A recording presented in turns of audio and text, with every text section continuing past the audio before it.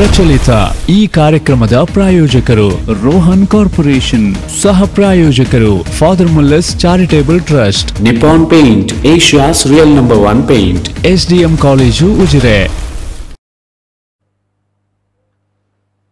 ನಮಸ್ಕಾರ. ವಿಪುರ್ ವಿಶೇಷ ಕಾರ್ಯಕ್ರಮಕ್ಕೆ ಸ್ವಾಗತ.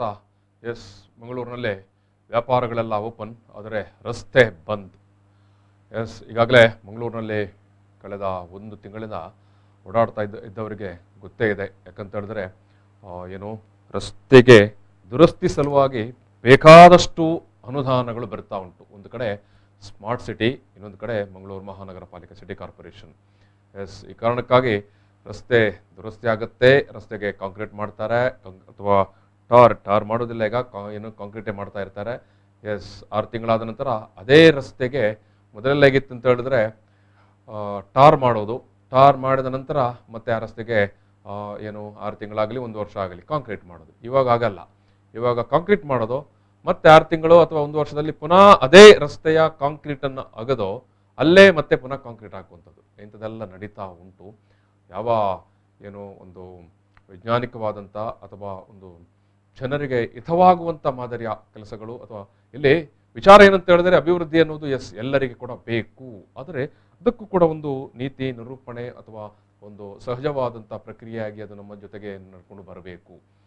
ಇವತ್ತೇನಾಗಿದೆ, ಮಂಗಳೂರು ಮಹಾನಗರ ಪಾಲಿಕೆ ವ್ಯಾಪ್ತಿಯಲ್ಲಿ ಸುಮಾರು ಒಂದೂವರೆ ತಿಂಗಳ ನಂತರ ಏನು ಲಾಕ್ಡೌನ್ನ ನಂತರ ಇವತ್ತಿನಿಂದ ಏನು ಮಧ್ಯಾಹ್ನ ತನಕ ವ್ಯಾಪಾರ ಮಾಡಬಹುದು. ಎಲ್ಲ ರೀತಿಯ ವ್ಯಾಪಾರಗಳಿಗೆ ಓಪನ್ ಅಪ್ ಮಾಡಿಕೊಟ್ಟಿದ್ದಾರೆ. ಅಂಗಡಿ ವ್ಯಾಪಾರ ಮಳಿಗೆಯವರು ಓಪನ್ ಮಾಡಬಹುದು ಅಂತ. ಆದರೆ ಅಂಗಡಿ ವ್ಯಾಪಾರ ಮಳಿಗೆಯ ಸುತ್ತಮುತ್ತ ಆಸುಪಾಸಲ್ಲಿ ಹೋಗ್ಬೇಕಂತ ಹೇಳಿದ್ರೆ ಇರುವಂಥ ರಸ್ತೆಗಳೆಲ್ಲ ಬಹುತೇಕ ರಸ್ತೆಗಳು ಇವತ್ತು ಬಂದಾಗಿದೆ. ಅಗಿತಾ ಇದ್ದಾರೆ, ಹೊಸ ರಸ್ತೆ ಮಾಡ್ತಾರೆ, ಇರುವಂಥ ಕಾಂಕ್ರೀಟನ್ನೇ ಅಗಿತಾ ಇದ್ದಾರೆ. ಏನೋ ಅಥವಾ ಇನ್ನೊಂದು ಕಡೆ ಏನು ಫುಟ್ಪಾತ್ ರಿಪೇರಿ ಅಂತ ಮಾಡ್ತಾ ಇದ್ದಾರೆ. ಎಲ್ಲವೂ ಮಾಡಬೇಕಾದದೆ. ಆದರೆ 2 ಬಾರಿ ಮಾಡಬೇಕಾ? ಒಂದು ಜೊತೆಗೆ ಏನು ಈ ಮಳೆಗಾಲದಲ್ಲಿ ಮಾಡಬೇಕಾ? ಇದು ಸಾರ್ವಜನಿಕರು ಪ್ರಶ್ನೆ ಮಾಡ್ತಾ ಇದ್ದಾರೆ, ಸಾರ್ವಜನಿಕರು ಮಾತಾಡ್ತಾ ಇದ್ದಾರೆ.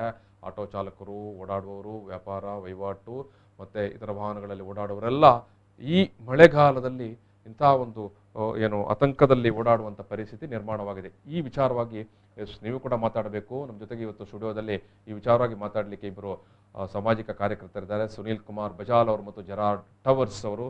ನಾನು ಇಬ್ಬರನ್ನು ಕೂಡ ಪ್ರೀತಿಯಿಂದ ಈ ಒಂದು ಕಾರ್ಯಕ್ರಮಕ್ಕೆ ಸ್ವಾಗತ ಮಾಡ್ತಿದ್ದೇನೆ.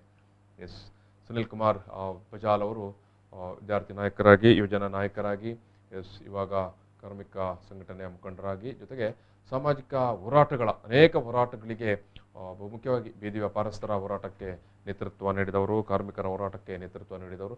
ಯಾವುದೇ ಜನಪರ ಆಶ್ರಯದ ಹಿನ್ನೆಲೆಯ ಹೋರಾಟಗಳ ಸಂದರ್ಭದಲ್ಲಿ ಮುಂಚೂಣಿಯಲ್ಲಿರುವಂಥ ಒಬ್ಬ ಯುವ ನಾಯಕ, ಮಂಗಳೂರಿನ ಒಬ್ಬ ಯುವ ನಾಯಕ ಸುನೀಲ್ ಕುಮಾರ್ ಬಜಾಲ್ ಅವರು.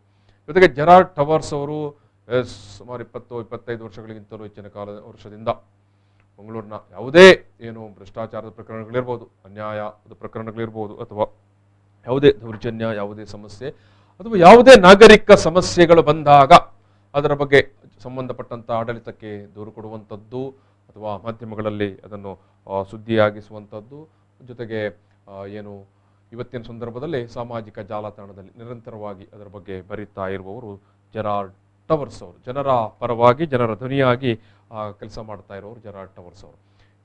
ನಾನು ಮಂಗಳೂರು ನಗರದ ರಸ್ತೆ ಬಗ್ಗೆ ಮಾತನಾಡ್ತಾ ನಾವು ಒಂದು ಬಾರಿ ಮಂಗಳೂರು ರಸ್ತೆಯ ಇವತ್ತಿನ ಆಸ್ ಆನ್ ಟುಡೇ ಈ ಕ್ಷಣದ ಒಮ್ಮೆ ಒಂದು ಸಣ್ಣದ ಗ್ಲಾನ್ಸ್ ಮಾಡ್ತಾ ಹೋಗುವ.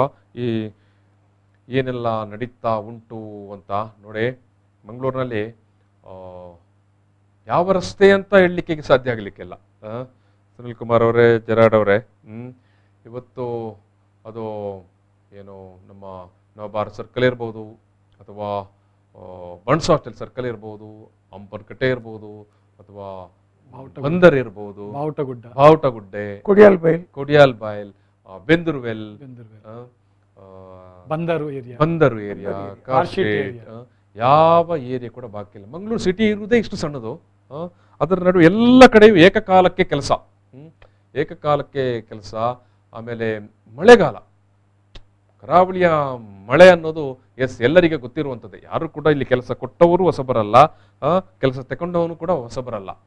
ಸೊ ಸೊ ನೀವು ರಸ್ತೆಗಳು ನೋಡಿ ಯಾವ ರೀತಿ ಅಗದಾಕಿದ್ದಾರೆ. ವ್ಯಾಪಾರ ಓಪನ್ ಅಂತ ಹೇಳ್ತಾರೆ. ಎಸ್, ವ್ಯಾಪಾರ ಓಪನ್, ವ್ಯಾಪಾರ ಮಳಿಗೆಗೆ ಬರುವವನು ಇದೇ ಬಿಲ್ಡಿಂಗ್ ನೋಡಿ, ಎಲ್ಲಿ ಅವನು ಗಾಡಿ ಪಾರ್ಕ್ ಮಾಡಬೇಕು, ಎಲ್ಲಿ ಬರಬೇಕು. 2 ತಿಂಗಳು ಆಲ್ಮೋಸ್ಟ್ ವ್ಯಾಪಾರಿಗಳು ಸುಸ್ತಾಗಿ ಹೋದರು, ಫಿಸಿಕಲಿ ಸುಸ್ತಾಗಿ ಹೋದರು ವ್ಯಾಪಾರಿಗಳು.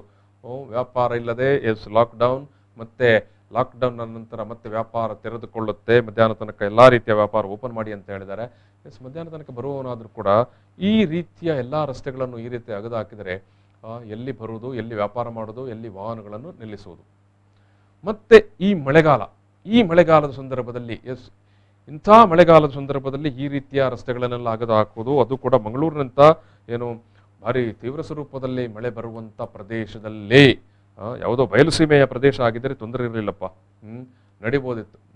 ನೀವು ಮಂಗಳೂರಿನಂಥ ಕರಾವಳಿಯಂಥ ಭಾಗದಲ್ಲಿ ಈ ಮಳೆಗಾಲದಲ್ಲಿ ಜೂನ್ ಮುಗಿಯುವಂಥ ಸಂದರ್ಭ ಬಂತು, ಈ ರೀತಿ ರಸ್ತೆಗಳನ್ನು ಅಗದು ಹಾಕಿ, ಅದು ಕೂಡ ಎಲ್ಲ ರಸ್ತೆಗಳನ್ನು ಎಟ್ ಎ ಟೈಮ್ ಕೆಲಸ ಮಾಡಬೇಕೋ, ಎಟ್ ಎ ಟೈಮ್. ಇದು ಜೆರಾರ್ಡ್ ಟವರ್ಸ್ ಅವರೇ, ಎಸ್, ರಸ್ತೆನೂ ಬೇಕು, ಅಭಿವೃದ್ಧಿನೂ ಬೇಕು, ಕಾಂಕ್ರೀಟ್ನೂ ಬೇಕು, ಎಲ್ಲ ರಸ್ತೆಗಳನ್ನು ಎಟ್ ಎ ಟೈಮ್ ಕೆಲಸ ಈ ರೀತಿ ಅಗದು ಹಾಕುವುದಾ?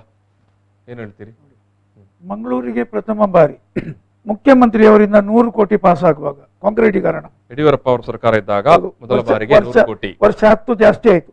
ಆವತ್ತು ನಾನು ಏನೆಂತ ಹೇಳಿದ್ದೇನೆ, ನಮ್ಮ ಜನಪ್ರತಿನಿಧಿಗಳಿಗೆ ಈ ಪ್ರಗತಿಪರ ಕೆಲಸಗಳು ಬೇಕು.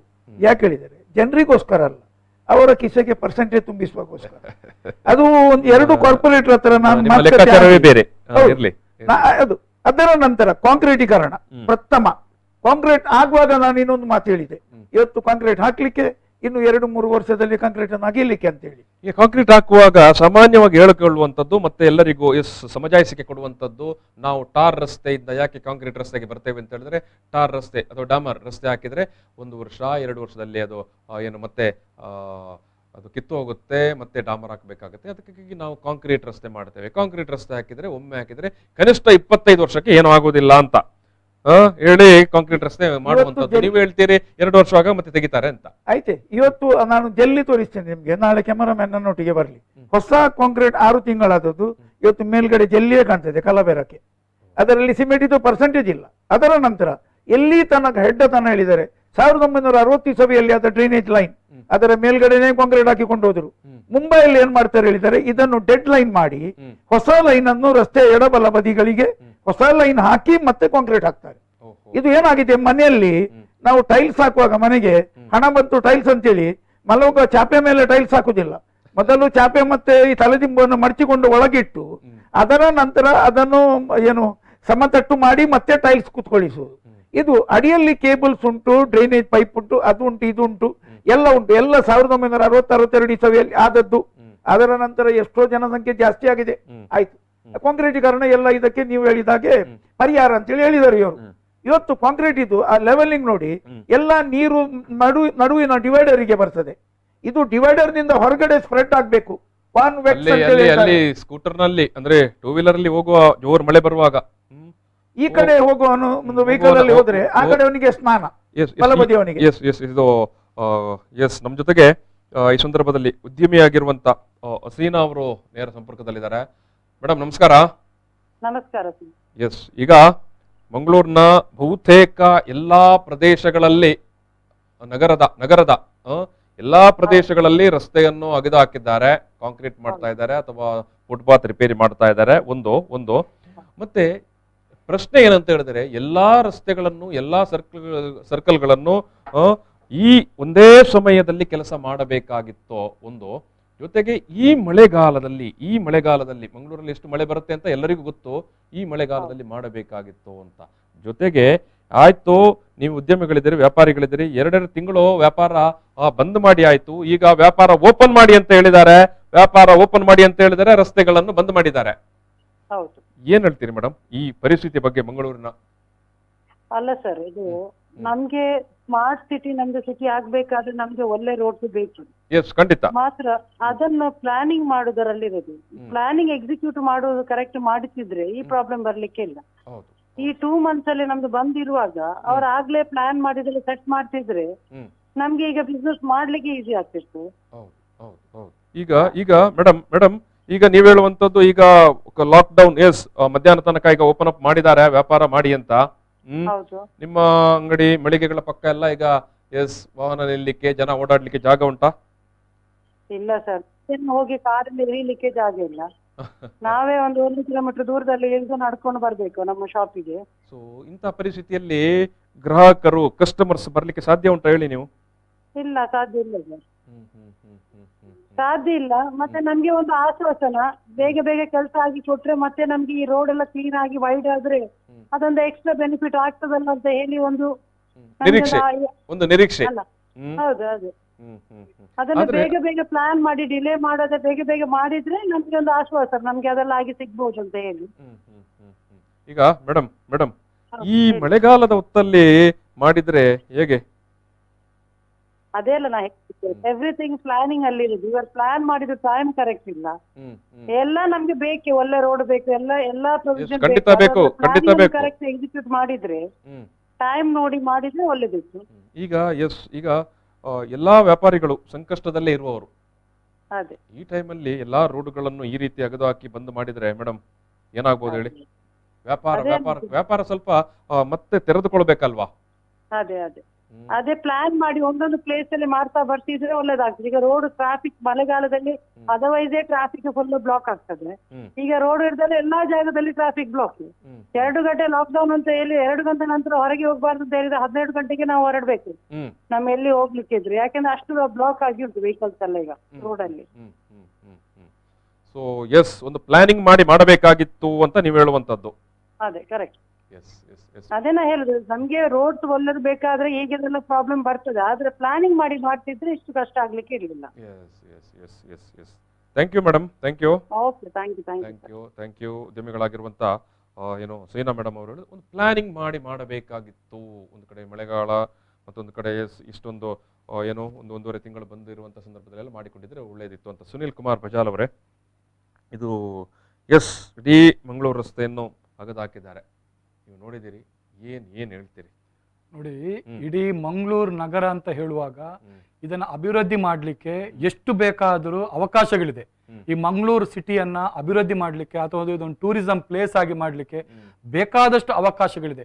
ಆಗ್ಲೇ ಟವರ್ ಅವರು ಹೇಳಿದಾಗೇನೆ, ಹಿಂದಿನ ಯಡಿಯೂರಪ್ಪ ಸರ್ಕಾರ ಇದ್ದಾಗ ರಸ್ತೆ ಕಾಂಕ್ರೀಟೀಕರಣ ಅಂತೇಳಿ ಜನ ನೋಡ್ಲಿಕ್ಕೆ ಮುಗಿಬಿದ್ದದ್ದೇನು ನೋಡಿದ್ರು. ಆವತ್ತು ಆಗಿರ್ತಕ್ಕಂಥ ಕಾಂಕ್ರೀಟ್ ರಸ್ತೆಗೆ ಫುಟ್ಪಾತ್ ಇಲ್ಲ, ಇವತ್ತಿನವರೆಗೂ ಫುಟ್ಪಾತ್ ಇಲ್ಲ. ಬಹುತೇಕ ಮಂಗಳೂರಿನ ರಸ್ತೆಗೆ ಕಾಂಕ್ರೀಟ್ ಆಗಿದೆ, ಜನರು ನಡೆದುಕೊಂಡು ಹೋಗ್ಲಿಕ್ಕೆ ಫುಟ್ಪಾತ್ ಇಲ್ಲ. ಮಳೆ ನೀರು ಹೋಗ್ಲಿಕ್ಕೆ ವ್ಯವಸ್ಥೆ ಇಲ್ಲ. ಏನ್ ಮಾಡಿದ್ರು ಮಂಗಳೂರು ಮಹಾನಗರ ಪಾಲಿಕೆ ಪರಿಷತ್ ಸಭೆಯಲ್ಲಿ ಅದೇ ಕೆಲವು ಸದಸ್ಯರದ್ದು ಗದ್ದಲ, ನಡ್ಕೊಂಡು ಹೋಗ್ಲಿಕ್ಕೆ ಫುಟ್ಪಾತ್ ಇಲ್ಲ ಅಂತ. ಮತ್ತೆ ಅದಕ್ಕೆ ಇನ್ನೊಂದು ಸಪರೇಟ್ ಯೋಜನೆ, ಈ ರೀತಿಯಾಗಿ ಸಮಗ್ರವಾದಂತ ಒಂದು ಯೋಜನೆ ಇಲ್ಲ. ಈಗ ಮೇಡಮ್ ಹೇಳಿದಾಗೇನೆ ಇಡೀ ಮಂಗಳೂರಿನ ಅಭಿವೃದ್ಧಿ ಬಾಯಲ್ಲಿ ಹೇಳೋದಲ್ಲ, ಯೋಜನೆ ಏನಿದೆ ಇವ್ರದ್ದು ಏನಿಲ್ಲ, ಫುಟ್ಪಾತ್ ಇಲ್ಲ. ಅದಾಯ್ತು. ಆ ನಂತರದಲ್ಲಿ ನಾನೇ ವಿತ್ ಡಾಕ್ಯುಮೆಂಟ್ ಕೊಡ್ತೀನಿ, ನಾವು ಮೇನ್ ಸಿಗ್ನಲ್ ನಿಂದ ಬಾವುಟಗುಡ್ಡೆಗೆ ಹೋಗ್ತಕ್ಕಂಥ ರಸ್ತೆಗೆ 3-4 ವರ್ಷದ ಹಿಂದೆ 50 ಲಕ್ಷ ರೂಪಾಯಿ ಸ್ಯಾಂಕ್ಷನ್ ಆಗಿದೆ, ರಸ್ತೆ ಅಭಿವೃದ್ಧಿ ಅಂತ ಆಗಿದೆ. ಇವತ್ತು ಮತ್ತೆ ಹಾಕಿದ್ದಾರೆ ಇಲ್ಲಿ ಬಾವುಟಗುಡ್ಡೆ ಹೋಗ್ತಕ್ಕಂಥ ಅಲ್ಲಿ ಇಡೀ ಕೆಲಸ ಕಾರ್ಯಗಳು ಆಗ್ತಾ ಇದೆ. ಕಳೆದ 3 ದಿವಸದಿಂದ ಏನು ನೀವು ಒಳ್ಳೆ ಟೈಟಲ್ ಅನ್ನು ಕೊಟ್ಟಿದ್ದೀರಾ, ವ್ಯಾಪಾರ ಓಪನ್ ರಸ್ತೆ ಬಂದ್ ಅಂತೇಳಿ. ಅಲ್ಲಿ ಈಗ ಮೇಲ್ಗಡೆ ಗಾಡಿ ಹೋಗ್ತಾ ಇಲ್ಲ, ಕೆಳಗಡೆನಿಂದಲೇ ಮಿಲಗ್ರಿಸ್ ಆಗಿ ವೆಹಿಕಲ್ ಹೋಗ್ತಾ ಇದೆ.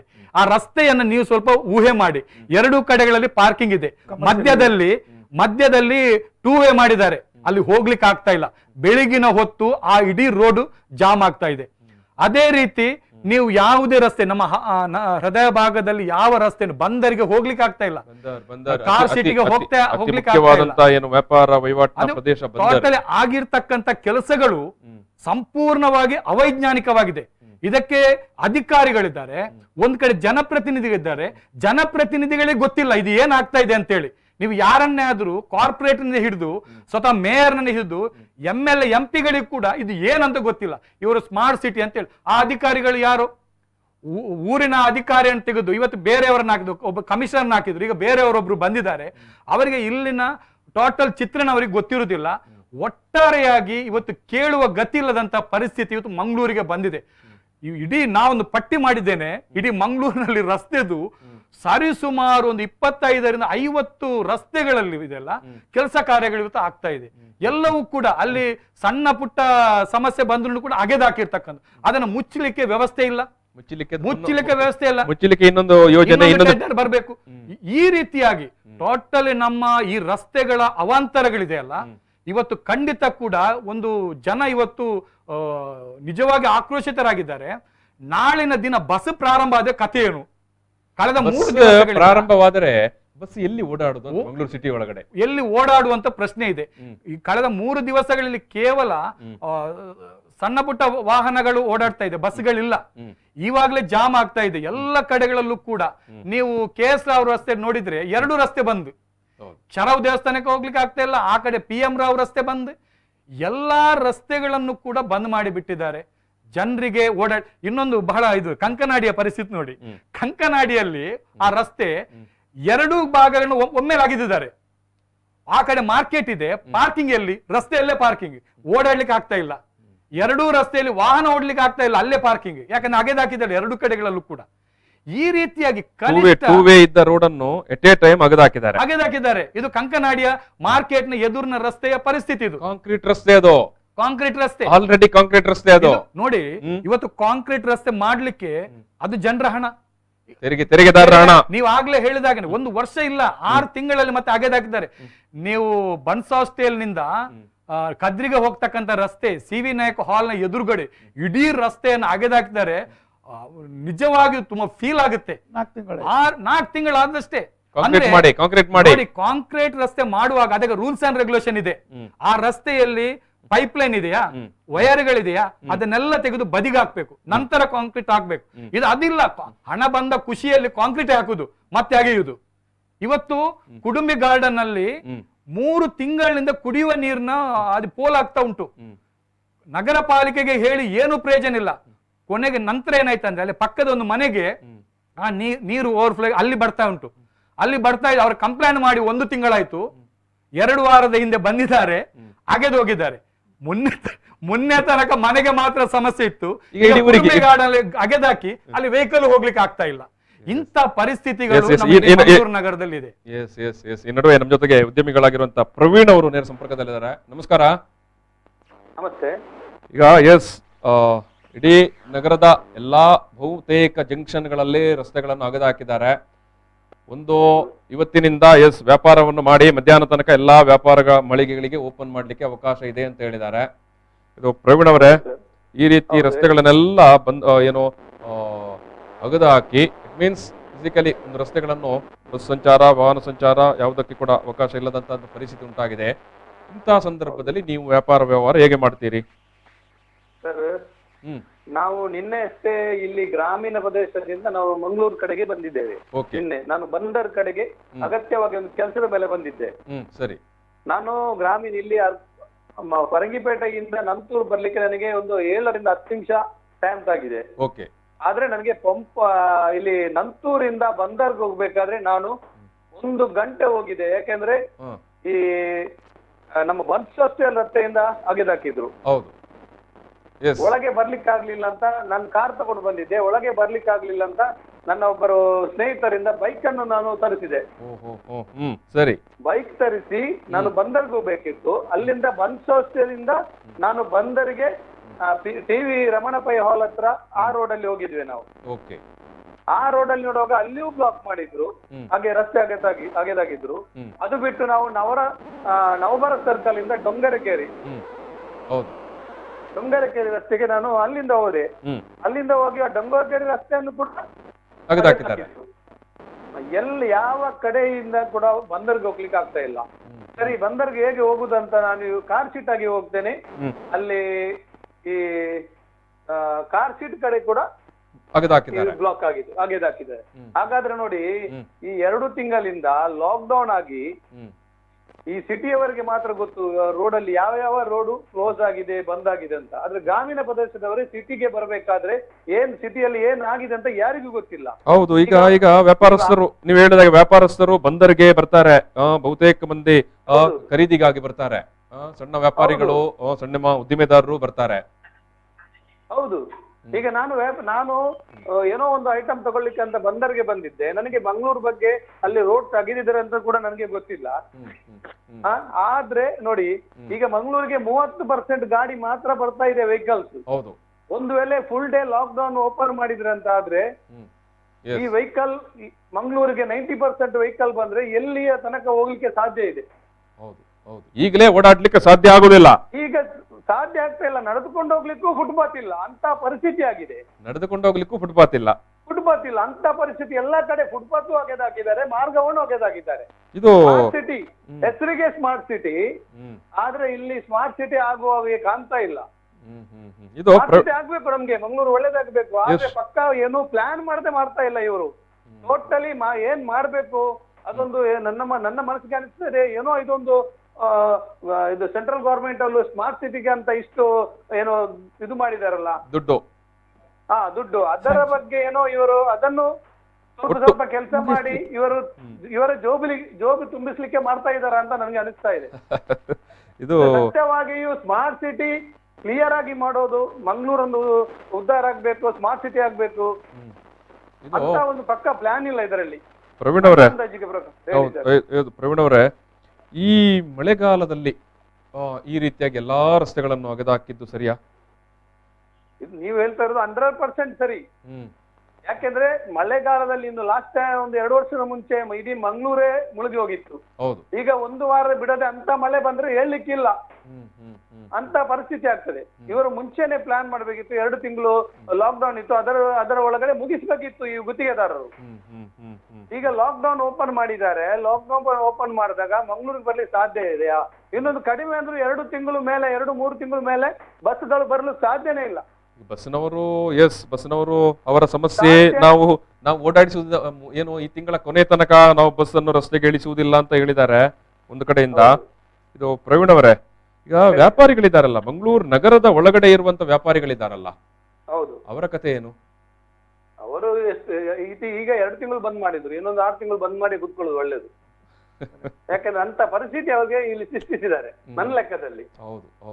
ಯಾಕಂದ್ರೆ ಎಂತ ಆರ್ಥಿಕವಾಗಿ ಎಲ್ಲರೂ ಕುಗ್ಗಿ ಹೋಗಿದ್ದಾರೆ. ಈ ಮಂಗಳೂರು ಈ ಸ್ಮಾರ್ಟ್ ಸಿಟಿಯಲ್ಲಿ ಇನ್ನೂ ಕುಗ್ತಾರೆ ಎಲ್ರು. ಅಂತ ಪರಿಸ್ಥಿತಿ ಮಂಗಳೂರಲ್ಲಿ ಸೃಷ್ಟಿ ಆಗ್ತಾ ಇದೆ ಈಗ. ಅಂದ್ರೆ ಸ್ಮಾರ್ಟ್ ಸಿಟಿಯ ಒಂದು ಪ್ಲಾನ್ಡ್ ಆಗಿ, ವೆಲ್ ಪ್ಲಾನ್ಡ್ ಆಗಿ, ಅಥವಾ ತುಂಬಾ ಆರ್ಗನೈಸ್ಡ್ ಆದ ಪ್ಲಾನ್ ಮಾಡಿ ಇದು ಮಾಡಿಲ್ಲ ಅಂತ ನೀವು ಹೇಳ್ತೀರಿ? 100% ಮಾಡಿಲ್ಲ, 100% ಮಾಡಿಲ್ಲ. ಇದು ವೆಲ್ ಪ್ಲಾನ್ ಮಾಡುವುದಾದ್ರೆ ಒಂದು ಕಡೆಯಿಂದ ಏನಾದ್ರೂ ಮಾಡ್ಕೊಂಡು ಬರ್ತಾ ಇದ್ರು. ಇದು ಹಾಗೆಲ್ಲ ಇಡೀ ಮಂಗಳೂರನ್ನೇ ಅಗೆದಾಕಿ ಇಡೀ ಮಂಗಳೂರಲ್ಲೇ ಮುಳುಗಿ ಹೋಗೋ ಪರಿಸ್ಥಿತಿ ಬರ್ತಾ ಇದೆ ಈಗ. ಹೌದು, ಇದೊಂಥರ ಚಕ್ರವ್ಯೂಹ. ಈಗ ನೀವು ಬಂದ್ರಿ ನಂತೂರಿನಿಂದ, ನಿಮಗೆ ಏನು ಬಂದರಿಗೆ ಹೋಗ್ಲಿಕ್ಕೆ ಹತ್ತಿರದ ದಾರಿಯೇ ಗೊತ್ತಾಗ್ಲಿಲ್ಲ. ಕಡಿಮೆ ಅಂದ್ರು ನನಗೆ 45 ಮಿನಿಟ್ಸ್ ಆಗಿದೆ ನಾನು ಬಂದರ್ಗೆ ಹೋಗ್ಬೇಕಾದ್ರೆ. ರಿಟರ್ನ್ ಬರ್ಬೇಕಾದ್ರೆ ಎಲ್ಲಾ ಕಡೆ ಬ್ಲಾಕ್. ಒಂದು ಕಡೆ ಬ್ಲಾಕ್ ಆದ್ರೆ ಒಂದು ಕಡಿಮೆ ಅಂದ್ರು 15ರಿಂದ 20 ನಿಮಿಷ ಬ್ಲಾಕ್ ಅಲ್ಲಿ ನಿಲ್ಬೇಕು. ಅದು ಕೂಡ ಒಂದು 1 ವೇ ಮಾಡಿದಾರಲ್ಲ, ಹೇಗೆ ಹೋಗುದು ಎಲ್ಲ ಗಾಡಿಯವರು? ಇಲ್ಲಿ ಬನ್ಸೋಸ್ಟೇಲ್ ಸರ್ಕಲ್ ಅಲ್ಲಿ ಬ್ಲಾಕ್ ಆದ್ರೆ ಕದ್ರಿ ಸಿಟಿ ಹಾಸ್ಪಿಟಲ್ ತನಕ ಬ್ಲಾಕ್ ಇತ್ತು. ಅದು ಬಿಟ್ಟು ನವಭಾರತ ಸರ್ಕಲ್ ಬಂದ್ರೆ ಅಲ್ಲಿಯೂ ಬ್ಲಾಕ್. ಎಲ್ಲಿ ಅಂದ್ರೆ ಒಂದ್ ಕಡೆಯಿಂದ ಎಲ್ರು ಹೋಗ್ತಾರೆ, ಅಲ್ಲಿ ಬ್ಲಾಕ್ ಮಾಡಿರ್ತಾರೆ. ಅಲ್ಲಿಂದ ರಿಟರ್ನ್ ತಿರುಗಿಸಿ ಬರ್ಬೇಕಾದ್ರೆ ಕಷ್ಟ, ಏನ್ ಬರ್ಲಿಕ್ಕೆ ಆಗ್ತಲ್ಲ. ಎಲ್ಲ ಕಡೆ ಗಾಡಿ ಹಿಂದೆಯಿಂದ ಬಂದು ಬ್ಲಾಕ್ ಆಗಿರ್ತದೆ. ಇದು ಕಡಿಮೆ ಅಂದ್ರೂ 2-3 ತಿಂಗಳು ಪರಿಸ್ಥಿತಿ ಸರಿಯಾಗ್ಲಿಕ್ಕಿಲ್ಲ. ಇದೊಂದು ಪ್ಲಾನ್ ಮಾಡದೆ ಮಾಡಿ ಇಡೀ ಮಂಗಳೂರು ಜನತೆಗೆ ಈಗ ಒಂದು ತೊಂದರೆ ಆಗಿದೆ ಅಂತ ನನ್ನ ಅನಿಸಿಕೆ. ಖಂಡಿತ. ಪ್ರವೀಣ್ ಅವರೇ, ಧನ್ಯವಾದಗಳು. Thank you. ಪ್ರವೀಣ್ ಅವರು ಮಂಗಳೂರು ಪೇಟೆಗೆ ಬಂದಂತ ಒಂದು ಸಾಹಸದ ಕಥನವನ್ನು ಹೇಳಿದ್ರು. ಯಾವ ರೀತಿ ನಾನು ಹಳೆ ಬಂದರಿಗೆ ಹೋಗ್ಬೇಕಿದ್ರೆ ಎಷ್ಟೆಲ್ಲ ಸುತ್ತಾಡಬೇಕಾಯ್ತು ಅಂತ ಸ್ವಲ್ಪ ಅನುಭವ ಇದ್ದರಿಂದ ಆಯ್ತು. ಏನಾದ್ರೂ ತುರ್ತಾಗಿ ಬರೋರು ನೋಡಿ, ಲಾಕ್ಡೌನ್ ಓಪನ್ ಮಾಡಿ ಜನರಿಗೆಲ್ಲ ವ್ಯವಹಾರ ಮಾಡ್ಲಿಕ್ಕೆ ಬಿಟ್ಟದಂತೇಳಿ ಒಂದಾಯ್ತು. ಒಂದು ಕಡೆ ನಾವು ಇದು ಏನು ಹೇಳ್ತಾರೆ, ಓಪನ್ ಇದಾಯ್ತು, ಒಂಥರ ನಿಟ್ಟುಸಿರು ಹೇಳುವಾಗ ಇದು ಹೇಗಾಗಿದೆ ಅಂತ ಹೇಳಿದ್ದಾರೆ. ಅವನು ಅಡಿಗೆ ಎಲ್ಲ ಮಾಡಿ ಎಲ್ಲ 5-6 ನಮ್ನೆದೆಲ್ಲ ಊಟ ಎಲ್ಲ ತಯಾರಾಯ್ತು. ಈಗ ಊಟ ಮಾಡ್ಲಿಕ್ಕೆ ಪ್ಲೇಟ್ ಇಲ್ಲ ಇಲ್ಲಿ. ಅಂದ್ರೆ ಅವನ ಅಂಗಡಿಗೆ ಓಪನ್ ಮಾಡ್ಲಿಕ್ಕೆ ಪರ್ಮಿಷನ್ ಸಿಕ್ಕಿದೆ, ಆದ್ರೆ ಅವನಿಗೆ ವ್ಯವಹಾರ ಮಾಡ್ಲಿಕ್ಕೆ ಇತರ ಸಮಸ್ಯೆಯಿಂದ ಸಾಧ್ಯತೆ ಇಲ್ಲ ಅಂತೇಳಿ ಹೇಳುವಾಗ ಎಲ್ಲಿಂದ ಎಲ್ಲಿ ಆಗಿದೆ ಅಂತೇಳಿ ಪರಿಸ್ಥಿತಿಯನ್ನು ನಾವೆಲ್ಲ ಆಲೋಚನೆ ಮಾಡುವ. ಅದರ ಜೊತೆಯಲ್ಲಿ ನಾನು ಇವತ್ತು ಹೇಳ್ತೇನೆ ಸ್ಮಾರ್ಟ್ ಸಿಟಿ ಅಂತೇಳಿ ಅವರು ಹೇಳ್ತಾರೆ. ನಾನು ಹೇಳುದು ಅದನ್ನು ತುಳುವಲ್ಲಿ ನಾನು ಕಾರ್ಡ್ ಸಿಟಿ ಅಂತೇಳಿ ಹೇಳ್ತೇನೆ. ಯಾಕೆ ಹೇಳಿದರೆ, ಯಾರ ಕೂಡ ಮನುಷ್ಯ ಅವನ ತಲೆ ಮಾನಸಿಕವಾಗಿ ಸರಿ ಇದ್ರೆ ಯಾರು ಕೂಡ ಇದನ್ನು ಸ್ಮಾರ್ಟ್ ಸಿಟಿ ಅಂತೇಳಿ ಸಮಜಾಯಿಸಿ ಮಾಡುವ ಸಾಧ್ಯವೇ ಇಲ್ಲ. ನೋಡಿ, ಇದು ಒಂದು ಸ್ಮಾರ್ಟ್ ಸಿಟಿಯ ಹೆಸರಿನಲ್ಲಿ ಬಾರಿ ದೊಡ್ಡ ರೀತಿಯ ದಂಧೆ ಆಗ್ತಾ ಇದೆ. ಜನ ಇವತ್ತು ಅಭಿವೃದ್ಧಿ ಈಗ ನೋಡಿ, ಎಲ್ಲರ ಮನಸ್ಸಲ್ಲಿ ಇರುವಂತದ್ದು ಮಂಗಳೂರು ಅಭಿವೃದ್ಧಿ, ಖಂಡಿತ ಅಭಿವೃದ್ಧಿ ಆಗ್ಲೇಬೇಕು. ಆದ್ರೆ ಅಭಿವೃದ್ಧಿ ಹೆಸರಿನಲ್ಲಿ ಕೋಟಿಗಟ್ಟಲೆ ಹಣವನ್ನ ಲಪಟಾಯಿಸ್ತಾ ಇದ್ದಾರೆ ಇವತ್ತು. ನೋಡಿ, ಇವತ್ತು ಸ್ಮಾರ್ಟ್ ಸಿಟಿ ಯೋಜನೆಯಲ್ಲಿ ಬಂದಿರತಕ್ಕಂತ ಹಣ 380 ಕೋಟಿ ರೂಪಾಯಿಯಷ್ಟು ಹಣ ಬಂದಿದೆ. ಇವತ್ತು ಏನಾಗಿದೆ? ಜನರಿಗೆ ಏನಾದ್ರೂ ಗೊತ್ತಿದೆಯಾ? ಜನರ ಹಣ, ಸರ್ಕಾರದ ಹಣ ಯಾರಿಗೂ ಏನು ಗೊತ್ತಿಲ್ಲ. ಇದು ರಸ್ತೆಗಳ ಅವಾಂತರ ಇಷ್ಟ ಆಯ್ತಾ? ನೀವು ಹೃದಯ ಭಾಗದಲ್ಲಿ 2 ಕೆಲಸಗಳನ್ನು ನೋಡಿ ಇವತ್ತು ಎಷ್ಟು ಅವೈಜ್ಞಾನಿಕ ಅಂದ್ರೆ, ಪುರಭವನದ ಪಕ್ಕ ಅಂಡರ್ ಪಾಸ್ ಅಂತೆ. ಇವತ್ತು ಜನ ಚೀತು ಅಂತ ಉಗಿತಾ ಇದ್ದಾರೆ. ಏನು ಅಂಡರ್ ಪಾಸ್ ಮಾಡ್ಲಿಕ್ಕೆ ಲಕ್ಷಗಟ್ಟಲೆ ಜನ ಏನು ಅಲ್ಲಿ ಓಡಾಡ್ತಾ ಇದ್ದಾರಾ? ಅಲ್ಲಿ ನಿಜವಾಗಿ ಬೇಕಾಗಿದ್ದೇನು? ವಾಕಿಂಗ್ ಸ್ಕೈ ಮೇಲೆ ನಡೆದಾಡ್ತಕ್ಕಂಥ ಒಂದು ವ್ಯವಸ್ಥೆ ಇದ್ರೆ ಸಾಕಿತ್ತು. ಇವತ್ತು ಅಂಡರ್ ಪಾಸ್ ಮಾಡಿ ಅಷ್ಟು ಒಳ್ಳೆಯ ಪಾರ್ಕ್ ಅನ್ನ ಲಗಾಡಿ ತೆಗೆದ್ರು, ಪಾರ್ಕ್ ಅನ್ನ ಲಗಾಡಿ ತೆಗೆದ್ರು. ಅಷ್ಟು ಮಾತ್ರ ಅಲ್ಲ, ಗಡಿಯಾರ ಕಂಬ ನೋಡಿ, ನಾನು ವಿದ್ಯಾರ್ಥಿ ಜೀವನದಲ್ಲಿ ಗಡಿಯಾರ ಕಂಬ ಇತ್ತು, ಅದು ನೋಡುವ ನಮ್ಮ ಒಂದು ಸ್ಮಾರಕದ ರೀತಿಯಲ್ಲಿ ಬಹಳ ಚಂದ ಇತ್ತು. ಯಾಕಂದ್ರೆ ಮಂಗಳೂರು ಅಂತ ಹೇಳಿದ್ರೆ ಗಡಿಯಾರ ಕಂಬ ಅಂತ ಇತ್ತು. ಅದನ್ನ ತೆಗೆದ್ರು. ನಾವೆಣಿಸಿದ್ದೇನು, ಜನ ಇದು ತೆಗೆದೇನು ಏನೋ ಮಾಡ್ತಾರಂತ ಹೇಳಿ. 25 ವರ್ಷ ಆಯ್ತು, ಏನು ಮಾಡಿಲ್ಲ. ಆವತ್ತು ದೊಡ್ಡ ಹೋರಾಟ ಆಗಿತ್ತು. ಇವತ್ತು ಮತ್ತೆ ಗಡಿಯಾರ ಕಂಬ ಮಾಡಿದ್ದಾರೆ. ಯಾರಿಗಾಗಿ?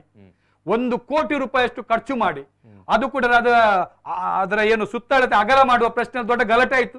ಅಲ್ಲಿ ಕೆಲಸ ನಿಲ್ಲಿಸಿದ್ರು, ಮತ್ತೆ ಸ್ವಲ್ಪ ಸಪೂರ ಮಾಡಿದರು. ಎಲ್ಲಿಯವರೆಗಂದ್ರೆ ಪೊಲೀಸ್ ಅಧಿಕಾರಿಗಳು ನಮ್ಗೆ ಹಿಂಟು ಕೊಡ್ತಾ ಇದ್ದಾರೆ, ದಯವಿಟ್ಟು ಇದರ ಬಗ್ಗೆ ಏನಾದ್ರು ಮಾಡಿ. ವರ್ಷಗಟ್ಲೆಯಿಂದ ಒಂದು ಗಡಿಯಾರ ಕಂಬಕ್ಕೆ ಒಂದು ಕೆಲಸ ಇನ್ನೂ ಕೂಡ ಅದು ಪೂರ್ಣಗೊಂಡಿಲ್ಲ. ಅಂದ್ರೆ ಈ ರೀತಿಯಾಗಿ ಆ ಹತ್ತಿರ 2 ಯೋಜನೆಗಳು ಕೂಡ ಇವತ್ತು ಸಂಪೂರ್ಣವಾಗಿ ವೈಫಲ್ಯವನ್ನು ಕಂಡಿದೆ. ಈ ನಡುವೆ ಒಬ್ಬರು ಕಾಲ್ ಮಾಡ್ತಾ ಇದ್ದಾರೆ. ಹಲೋ, ನಮಸ್ಕಾರ. ಹಲೋ, ನಮಸ್ಕಾರ. ಹೇಳಿ. ಹಲೋ, ನಮಸ್ತೆ. ಹಲೋ, ಸಂಪರ್ಕ ಹೇಳಿದಾಗೆ ಈ ಅಂಡರ್ ಪಾಸ್ ಸ್ಟಾರ್ಟ್, ಅದರ ಪಂಚಾಂಗದ ಕೆಲಸ ಸ್ಟಾರ್ಟ್ ಆಗೋಕಲ್ಲಿ ನಾನು ಹೇಳಿದ್ದೇನೆ ಇದು ಫೇಲಿಯರ್ ಅಂತ ಹೇಳಿ. ಇವಾಗ ಏನಾಗ್ತದೆ, ಅದು ನಾಳೆ ಒಪ್ಪನಾದ್ರೂ ಕೂಡ ತಾವು ಮಾಧ್ಯಮದವರು ನನ್ನ ಮಾತನ್ನು ನೀವು ಡೈರಿಯಲ್ಲಿ ಬರ್ದಿಡಿ. 6 ತಿಂಗಳಲ್ಲಿ ಅಲ್ಲಿ ಒಂದು ಬೋರ್ಡ್ ಹಾಕ್ತಾರೆ, ಇಲ್ಲಿ ಅನೈತಿಕ ಚಟುವಟಿಕೆಗಳು ಆಗುವ ಕಾರಣ ಇದನ್ನು ಮುಚ್ಚಲಾಗಿದೆ, ನಮ್ಮ ಹಣ ಹೋಯ್ತು. ಈಗ ಇವರು 50 ಲಕ್ಷ ಹೇಳಿದಾಗೆ ಬಾವುಟಗುಡ್ಡೆ ರಸ್ತೆಗೆ ಒಮ್ಮೆ 50, ಪುನಃ ಅಲ್ಲಿಂದ ಆ 50 ಕಥೆನೇ ಮುಗಿಯಿತದು. ಹೊಸತ್ತು ಇದು ಬಂತು ಒಂದು ಪ್ರಾಜೆಕ್ಟ್. ಮತ್ತೆ ಇನ್ನೊಂದು ನಾನು ನೋಟ್ ಮಾಡಿದ್ದೇನೆ, ಇಷ್ಟು ಗುತ್ತಿಗೆದಾರರು ಕೆಲಸ ಮಾಡ್ತಾರೆ, ಅವರ ವಿಳಾಸ, ಅವರಿಗೆ ಎಷ್ಟು ಹಣ ಪಾಸ್ ಆಗಿದೆ, ಯಾವ ಇನ್ಫಾರ್ಮೇಶನ್ ಅಲ್ಲಲ್ಲಿ ಇಲ್ಲ. ಕಾನೂನು ಪ್ರಕಾರ ಇದನ್ನು ಮಾರ್ಗದಲ್ಲಿ ಅವರು ಹಾಕ್ಲೇಬೇಕು. ಒಂದೇ ಒಂದು ಡಿಸ್ಪ್ಲೇ ಇಲ್ಲ. ಎಷ್ಟು ಜಲ್ಲಿ, ಎಷ್ಟು ಮರಳು, ಎಷ್ಟು ರೂಪಾಯಿ ಪಾಸ್ ಆಗಿದೆ, ಇಂಜಿನಿಯರ್ ಯಾರು, ಗುತ್ತಿಗೆದಾರ ಯಾರು, ಎಷ್ಟು ಸಿಮೆಂಟ್ ಬಳಸಿದ್ದೀರಿ, ಫೋನ್ ನಂಬರ್ ಎಲ್ಲ ಹಾಕ್ಬೇಕು. ಎಲ್ಲವನ್ನು ಸಾರ್ವಜನಿಕರಿಗೆ ಕಾಣುವ ರೀತಿಯಲ್ಲಿ ಹಾಕಬೇಕು. ಯೋಜನೆಯ ಪ್ರಥಮ ರಸ್ತೆ ನೋಡಿ, ಯಾವುದು? ಗಡಿಯಾರ ಕಂಬದಿಂದ ಆರ್ಟಿಒ ರಸ್ತೆ ಇರುವ ಅಷ್ಟು ಚಂದದ ರಸ್ತೆಯನ್ನ ಅಗೆದಾಕಿರುವಂತದ್ದು. ಇಲ್ಲಿಂದ ತೆಗೆದು ಈ ಕಡೆ ಹಾಕುದು, ಇಲ್ಲಿಂದ ತೆಗೆದು ಈ ಕಡೆ ಹಾಕುದು, 2 ಕಡೆ ಬಿಲ್ ಪಾಸ್ ಆಯ್ತು. ಅಲ್ಲಿ ಫುಟ್ಪಾತ್ ಅಗಲ ಮಾಡಿದ್ದಾರೆ, ರಸ್ತೆ ಕಿರಿದು ಮಾಡಿದ್ದಾರೆ. ನೀವು ನೋಡಿ, ಅಲ್ಲಿ ರಸ್ತೆ ಕಿರಿದು ಮಾಡಿ ಇನ್ನು ಅಲ್ಲಿ ಬಸ್ಗಳು ನಿಲ್ಲುವುದು ಎಲ್ಲಿ ಅನ್ನುವಂತ ಪ್ರಶ್ನೆಗಳು ಬರುತ್ತೆ. ಒಂದು 12 ಬಸ್ ಸ್ಟ್ಯಾಂಡ್ ಕೂಡ ಮಾಡಿಬಿಟ್ರು, ಅಲ್ಲಿ ಯಾವ ಬಸ್ ನಿಲ್ಲಿಕ್ಕೆ. ನಿಮಗೆ ನೆನಪಿರ್ಬೇಕು ಮಾಧ್ಯಮದವರಿಗೆ, ಕಳೆದ ಕೆಲವೇ ವರ್ಷಗಳ ಹಿಂದೆ ಬೆಂಗಳೂರು ಸ್ಟೈಲಿಯ ಬಸ್ ಸ್ಟ್ಯಾಂಡ್ ಗಳನ್ನ ಮಾಡಿದ್ರು. ಅದಕ್ಕೆ ಎಷ್ಟು ಕೋಟಿ ರೂಪಾಯಿ ಖರ್ಚಾಯ್ತು.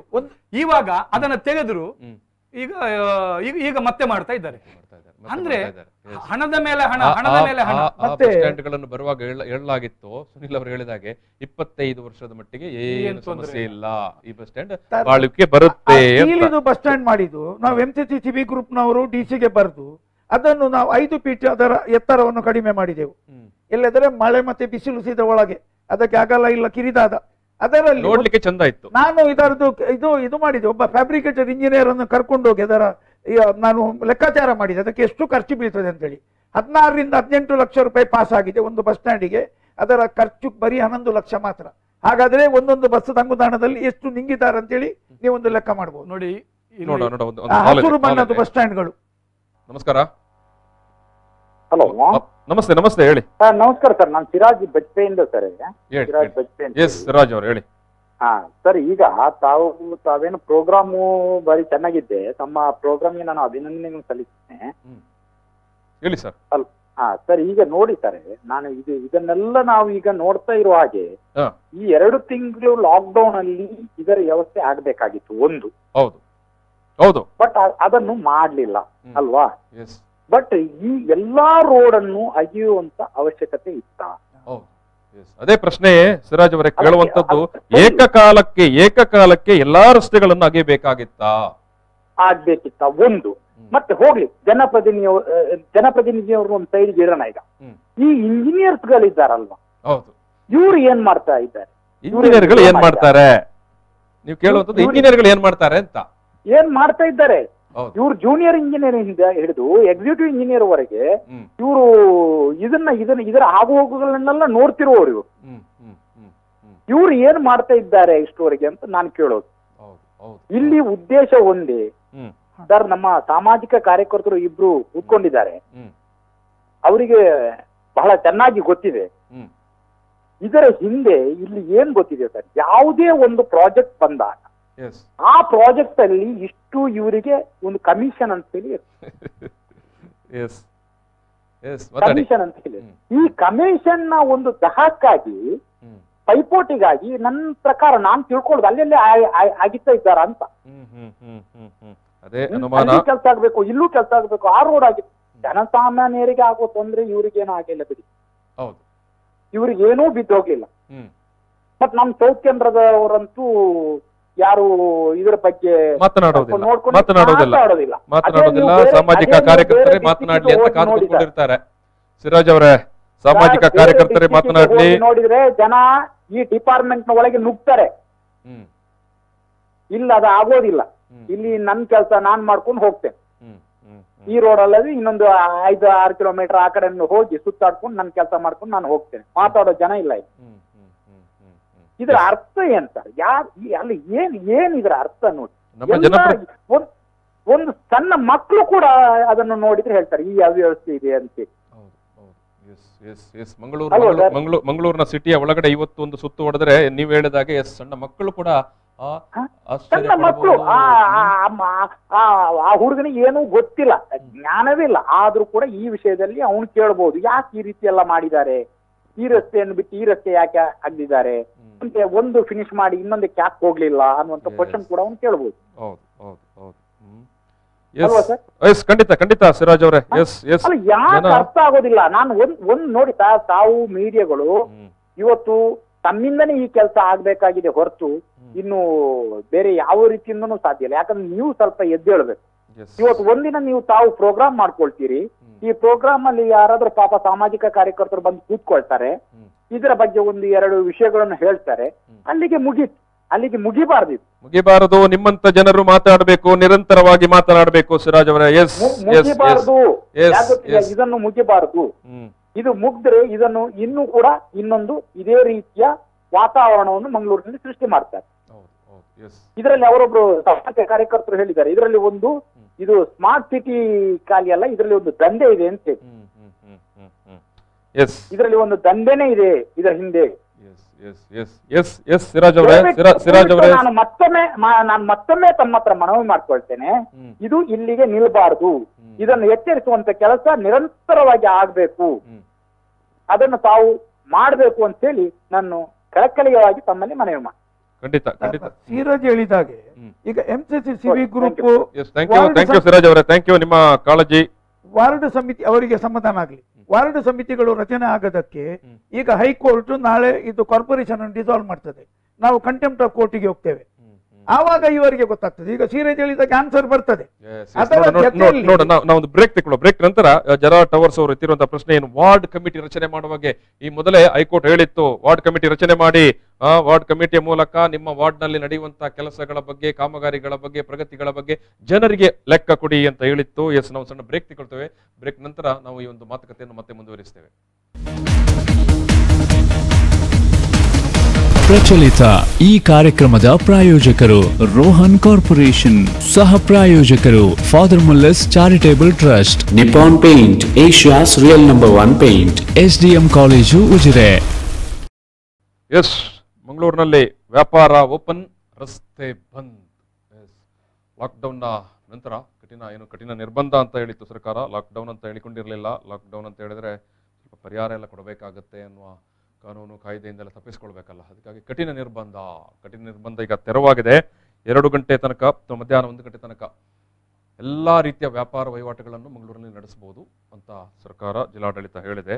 ಆದರೆ ವ್ಯಾಪಾರ ವಹಿವಾಟು ನಡೆಸಬೇಕಂತ ಹೇಳಿದ್ರೆ ವ್ಯಾಪಾರಸ್ಥರ ಬಾಗಿಲಿಗೆ ಹೋಗ್ಬೇಕಂತಿದ್ರೆ ರಸ್ತೆ ದಾಟಿ ಹೋಗಬೇಕು ಅಥವಾ ರಸ್ತೆ ಮೂಲಕ ಹೋಗಬೇಕು. ಯಾವ ರಸ್ತೆಯಲ್ಲಿ ಹೋಗುವುದು ಅನ್ನೋದೇ ಈಗ ಪ್ರಶ್ನೆ ಆಗಿದೆ. ಅಂದರೆ ಮಂಗಳೂರಿನ ಬಹುತೇಕ ರಸ್ತೆ ಅಥವಾ ಬಹುತೇಕ ಜಂಕ್ಷನ್ಗಳಲ್ಲಿ ಇವತ್ತು ಕಾಮಗಾರಿ ನಡೀತಾ ಉಂಟು. ರಸ್ತೆ ಕಾಂಕ್ರೀಟ್ ರಸ್ತೆಯನ್ನೇ ಅಗೆದು ಹಾಕಿದ್ದಾರೆ. ಸೊ ಹಾಗಾಗಿ ಇಡೀ ಮಂಗಳೂರಿನ ಯಾವುದೇ ನೀವು ಭಾಗದಲ್ಲಿ ಓಡಾಡಿದ್ರು ಕೂಡ, ನವಬಾರ ಸರ್ಕಲ್ ಇರ್ಬೋದು, ಬನ್ಸಾಸ್ಟಲ್ ಸರ್ಕಲ್ ಇರ್ಬೋದು, ಬಾವುಟಗುಡ್ಡ ಇರ್ಬೋದು, ಕಾರ್ ಸ್ಟ್ರೀಟ್ ಇರ್ಬೋದು, ಅಥವಾ ಬಹುಮುಖ್ಯ ವಾಣಿಜ್ಯ ವಹಿವಾಟಿನ ಕೇಂದ್ರವಾದಂಥ ಬಂದರ್ ಇರ್ಬೋದು, ಎಲ್ಲ ಕಡೆ ರಸ್ತೆಗಳನ್ನು ಅಗೆದು ಹಾಕಿದ್ದಾರೆ. ಈ ಮಳೆಗಾಲದಲ್ಲಿ, ಅದು ಕೂಡ ಈ ಮಳೆಗಾಲದಲ್ಲಿ ಏನೋ ಲಾಕ್ಡೌನ್ನ ಕಷ್ಟದಿಂದ ಜನ ಒಂದಷ್ಟು ವ್ಯಾಪಾರ ವಹಿವಾಟು ಅಂತ ಮತ್ತೆ ಮಾಡಲಿಕ್ಕೆ ಮುಂದಾಗುವ ಸಂದರ್ಭದಲ್ಲಿ ಅವರ ಯಾವ ರೀತಿ ವ್ಯಾಪಾರ ವಹಿವಾಟು ಮಾಡೋದು ದೇವರೇ ಬಲ್ಲ. ಯಾಕಂತ ಹೇಳಿದ್ರೆ ಯಾವ ವ್ಯಾಪಾರಿ ಮಳೆಗೆ ಪಕ್ಕ ಕೂಡ ಹೋಗ್ಲಿಕ್ಕೆ ಸಾಧ್ಯವಿಲ್ಲದಂತಹ ಪರಿಸ್ಥಿತಿ ಇವತ್ತು ನಿರ್ಮಾಣ ಆಗಿದೆ. ಇದರ ಬಗ್ಗೆ ನಾವು ಮಾತಾಡ್ತಿದ್ವಿ. ಸಾಮಾಜಿಕ ಹೋರಾಟಗಾರರಾಗಿರುವಂಥ ಜೆರಾರ್ಡ್ ಟವರ್ಸ್ ಅವರು, ಆಮೇಲೆ ಸಾಮಾಜಿಕ ಹೋರಾಟಗಾರರು ಮತ್ತು ಯೋಜನಾ ಚಳವಳಿಯ ಮುಂದಾಳುವಾಗಿರುವಂಥ ಸುನೀಲ್ ಕುಮಾರ್ ಭಜಾಲ್ ಅವರು ನಮ್ಮ ಜೊತೆಗೆ ಮಾತಾಡ್ತಾ ಇದ್ರು. ಸುನೀಲ್ ಕುಮಾರ್ ಭಜಾಲ್ ಅವರೇ, ಮಂಗಳೂರಿನ ರಸ್ತೆಯ ಕತೆ ವ್ಯತೆಯನ್ನು ನೀವು ಹೇಳ್ತಾ ಇದ್ದೀರಿ. ಮುಂದುವರಿಸಿ. ನೋಡಿ, ಆಗ ಒಂದು ಭಾಗ ನಾವು ಚರ್ಚೆ, ಈ ರಸ್ತೆಗಳ ಅವಾಂತರದ ಬಗ್ಗೆ ನಾವು ಚರ್ಚೆ ಮಾಡಿದೆ.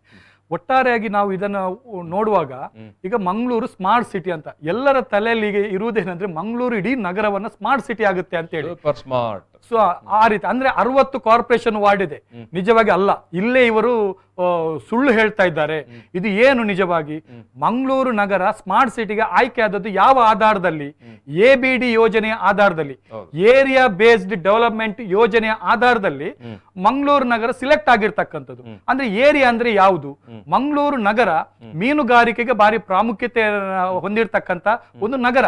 ಅಂದ್ರೆ ಆ ಮೀನುಗಾರಿಕಾ ಪ್ರದೇಶವನ್ನ ಅಭಿವೃದ್ಧಿ ಮಾಡಬೇಕು ಅಂತ ಹೇಳಿ ಆ ಬಂದರು, ಕುದ್ರೋಳಿ, ಬೋಳಾರ, ಆ ಬೆಲ್ಟ್, ಫಿಶರೀಸ್ ಎಲ್ಲ ಆಗ್ತಕ್ಕಂತ ಸಂಬಂಧಪಟ್ಟ ಜಾಗ 8 ಕಾರ್ಪೊರೇಷನ್ ವಾರ್ಡ್ ಇದೆ. ಆ 8 ಕಾರ್ಪೊರೇಷನ್ ವಾರ್ಡ್ ಇರುವುದು ಮಂಗಳೂರು ನಗರ ದಕ್ಷಿಣದ ಕ್ಷೇತ್ರದ ವ್ಯಾಪ್ತಿಯಲ್ಲಿ. ಆ 8 ಏರಿಯಾದ ಅಭಿವೃದ್ಧಿಗೆ ಅಂತ ಹೇಳಿ ಇವತ್ತು ಸ್ಮಾರ್ಟ್ ಸಿಟಿಗೆ ನಾವು ಆಯ್ಕೆ ಆಗಿರುವಂತದ್ದು.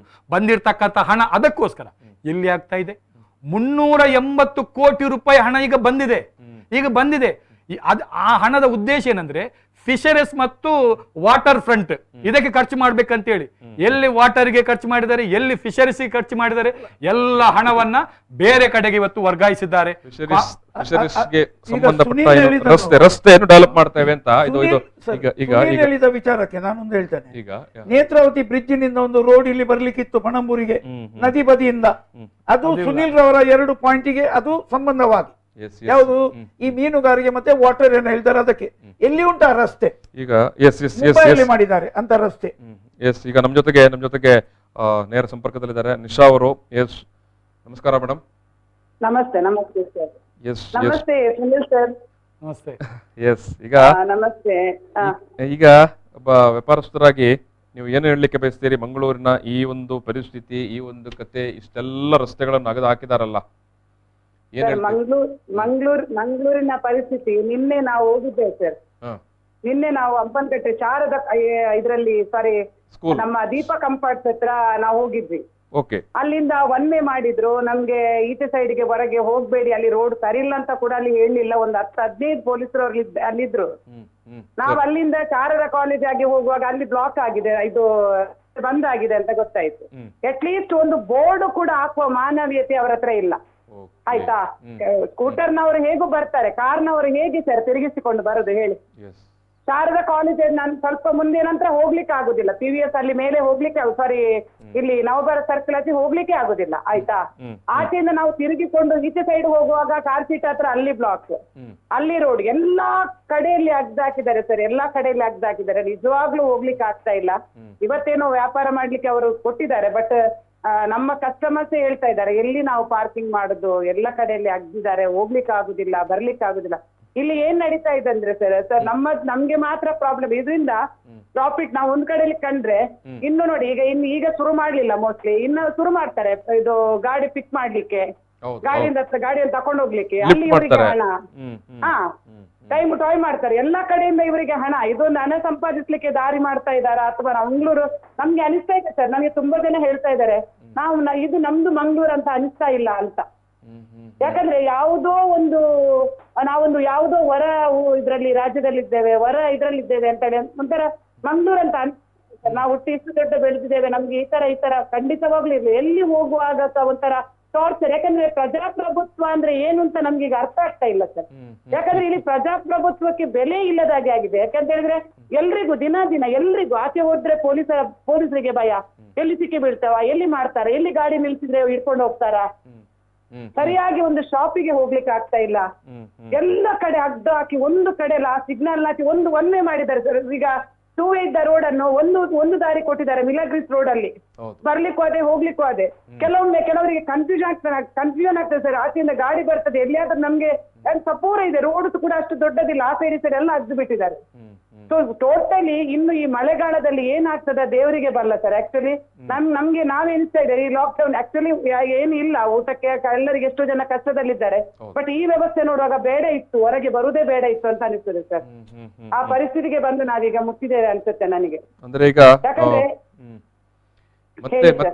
ಮತ್ತೆ ವ್ಯಾಪಾರ ಏನು ಸ್ವಲ್ಪ ಮಟ್ಟಿಗಾದ್ರೂ ಚೇತರಿಸಿಕೊಳ್ಳೋದು ಕೂಡ ಕಷ್ಟ ಅಂತ ಹೇಳ್ತೀರಿ ನೀವು? ಖಂಡಿತ ಹೇಗೆ ಚೇತರಿಸಿಕೊಳ್ತಾರೆ ಸರ್?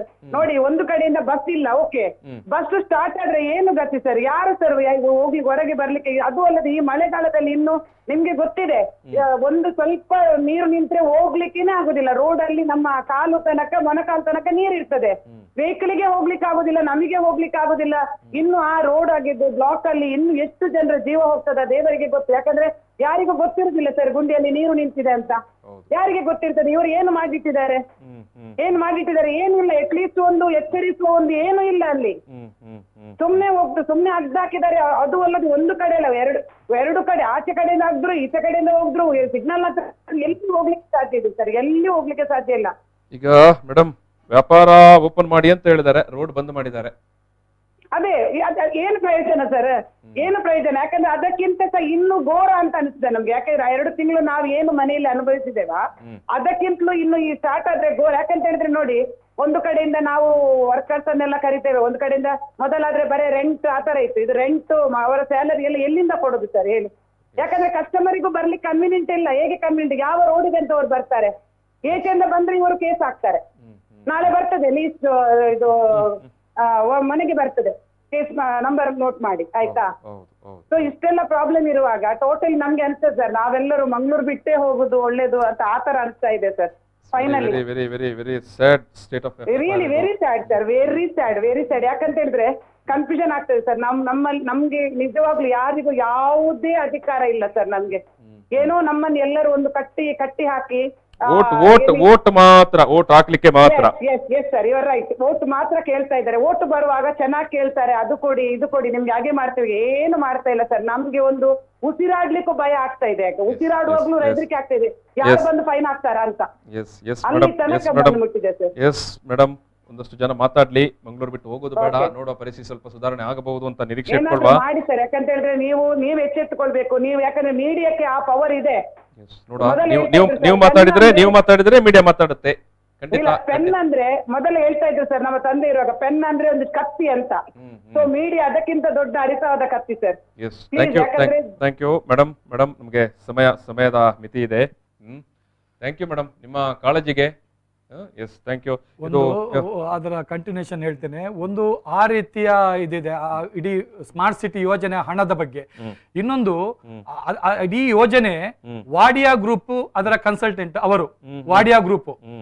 ಆ ನಂತರ ಕೆಲಸವನ್ನು ಕೊಡ್ಬೇಕಾದ್ರೂ ಟೆಂಡರ್ ಕರಿಬೇಕು. ನೋಡಿ, ಇಷ್ಟು ಕೋಟಿಗಟ್ಟಲೆಯ ಹಣದ ಕೆಲಸ ಮಾಡಿ ಟೆಂಡರ್ ಕರಿಬೇಕು. ಟೆಂಡರ್ ಕರೆದಿಲ್ಲ, ಒಬ್ಬನಿಗೆ ಕೊಟ್ಟಿದ್ದಾರೆ. ಅವನೇನ್ ಮಾಡಿದ, ಅವನ ಕೆಲಸ ಮಾಡ್ತಾ ಇಲ್ಲ. 4-5 ಜನರಿಗೆ ಬಿಡಿಯಾಗಿ ಆ ಕೆಲಸವನ್ನು ಕೊಟ್ಟಿದ್ದಾನೆ. ಅವನಿಗೇನಾಯ್ತು, ಅಲ್ಲಿ ಕೆಲಸ ಅರ್ಧದಲ್ಲಿ ನಿಲ್ಲಿಸಿ ಜನ ಗುಂಡಿಗೆ ಬಿದ್ದು ಸತ್ತರೆ ಅವನಿಗೇನಾಯ್ತು? ಅವನ ಕೆಲಸ ಬಿಟ್ಟು ಸೀದಾ ಹೋಗಿದ್ದಾನೆ. ಅವನ ಅದು ಯಾರಿಗೂ ಜವಾಬ್ದಾರಿ ಇಲ್ಲ. ಮತ್ತೆ ಕ್ವಾಲಿಟಿ, ನೀವು ಕಾಂಕ್ರೀಟೀಕರಣದ ಅವಸ್ಥೆ ನೋಡಿ. ಕಾಂಕ್ರೀಟೀಕರಣ ಕಳಪೆ ಗುಣಮಟ್ಟ, ಕಾಂಕ್ರೀಟ್ ಸರಿ ಇಲ್ಲ. ನೀವು ಅದನ್ನ ಬಹಳ ಅವಧಿಗಿಂತ ಮುಂಚೆನೆ ರಸ್ತೆ ಬಿಟ್ಟು ಕೊಟ್ಟಿರ್ತಕ್ಕಂಥ ಕಾರ್ ಶೀಟ್ ನ ರಸ್ತೆ ಈಗ ಕ್ರ್ಯಾಕ್ ಬಿದ್ದಿದೆ. ಈಗ ಅನೇಕ ರೀತಿಯಲ್ಲಿ ಸ್ಮಾರ್ಟ್ ಸಿಟಿ ಯೋಜನೆಗೆ ಹಣ ಬಂದಿರುವಂತದ್ದೆಯಲ್ಲ, ಅದು ಅಭಿವೃದ್ಧಿಗಾಗಿ ಬಂದಿರತಕ್ಕಂಥ ಹಣ. ಆ ಅಭಿವೃದ್ಧಿಯ ಹಣದ ಜೊತೆಗೆ ಆರ್ಥಿಕ ಕ್ರೋಢೀಕರಣ ಆಗ್ಬೇಕು, ಉದ್ಯೋಗ ಸೃಷ್ಟಿ ಆಗ್ಬೇಕು. ಎಲ್ಲಿ ಉದ್ಯೋಗ ಸೃಷ್ಟಿ ಆಗಿದೆ, ಎಲ್ಲಿ ಆರ್ಥಿಕ ಕ್ರೋಢೀಕರಣ ಆಗಿದೆ? ಏನೂ ಇಲ್ಲ ಇಲ್ಲಿ. ಯಾವುದೇ ರೀತಿಯ ಇದಾಗ್ಲಿಲ್ಲ. ಆದ್ರಿಂದ ಏನಾಗ್ತಾ ಇದೆ ಅಂದ್ರೆ ಒಟ್ಟಾರೆಯಾಗಿ ಇವತ್ತು ಸ್ಮಾರ್ಟ್ ಸಿಟಿ ಹೆಸರಿನಲ್ಲಿ ಇಡೀ ನಗರವನ್ನ ಇವತ್ತು ಹಾಳು ಮಾಡ್ತಾ ಇದ್ದಾರೆ.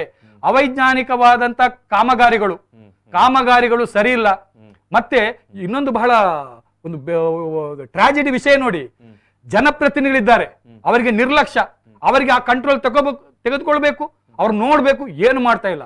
ಮಂಗಳೂರು ಮಹಾನಗರ ಪಾಲಿಕೆಯನ್ನ ಕತ್ತಲೆ ಕೋಣೆಯಲ್ಲಿ ಇಟ್ಟಿದ್ದಾರೆ. ನೀವು ಯಾವನೇ ಒಬ್ಬ ಕಾರ್ಪೊರೇಟರ್ ಹತ್ರ ಸ್ಮಾರ್ಟ್ ಸಿಟಿ ಯೋಜನೆ ಬಗ್ಗೆ ಕೇಳಿ, ಅವನಿಗೆ ಗೊತ್ತೇ ಇಲ್ಲ. ಈ ಬಗ್ಗೆ ಕಳೆದ ಕಾರ್ಪೊರೇಷನ್ ಸಭೆಯಲ್ಲಿ ದೊಡ್ಡ ಗದ್ದಲಾಗಿದೆ. ಇವರಿಗೆ ಏನು ಗೊತ್ತಿಲ್ಲದೆ ಇವರನ್ನ ಇಡೀ 60 ಜನ ಕಾರ್ಪೊರೇಟರ್ನ ಕತ್ತಲೆ ಕೋಣೆಯಲ್ಲಿ ಇಟ್ಟಿದ್ದಾರೆ. ಮೇಯರಿಗೆ ಗೊತ್ತಿಲ್ಲ.